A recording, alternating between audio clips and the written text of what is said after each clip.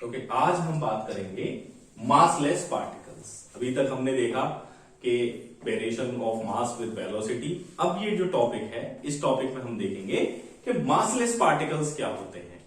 तो simple definition से अगर हम बात करें, massless particles are those particles having their rest mass zero.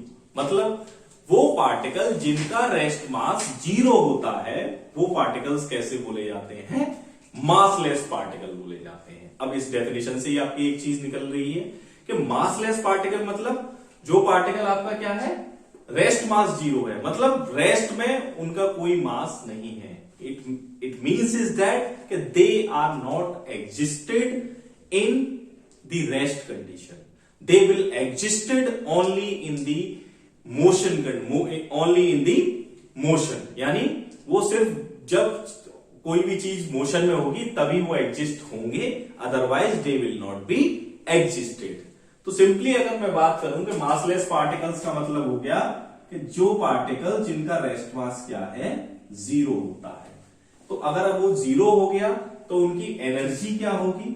Energy आपकी, आपने फॉर्मूला लिखा है E equals to E square is equals to, आपने लिखा है एम नॉट, अभी मैंने लास्ट लेक्चर में डिराइव कराया था, M not C four plus, और क्या इनका मोमेंटम होगा, वो सारी चीजें अब यहां हम देखने जा रहे हैं। देखिए, rest mass particles those having their rest mass zero are known as massless particle. Now coming to the energy and momentum respectively we will see here. देखिए, so this, if you put m naught equals to 0 here, so this whole term will be 0. So simply E square is equals to P square C square. Finally the energy becomes P into C. आपकी energy की value क्या आ गई? P into C. ये इनकी energy होती है। अगर आप मोमेंटम की बात करेंगे तो the momentum becomes the energy of the massless particles is E equals to PC and momentum is equals to E upon c. ये इनके मोमेंटम हो गया। अब आप एक चीज देखिए इस रिलेशन से, फ्रॉम हियर E की वैल्यू क्या होती है? E की वैल्यू आपकी एम सी स्क्वायर भी होती है। इसको आप अगर रख देंगे, P की वैल्यू क्या होती है? मोमेंटम है, तो मोमेंटम होता है एम वी इंटू सी। देखिए, C से एक C कैंसिल, M से M कैंसिल, तो V की वैल्यू कितनी आ रही? C। इसका मतलब ये हो गया कि ये पार्टिकल जो है स्पीड ऑफ लाइट से मूव करते हैं। मतलब मासलेस पार्टिकल्स वही होंगे जो स्पीड ऑफ लाइट से मूव करेंगे। अब बात आती है इनके एग्जांपल्स की।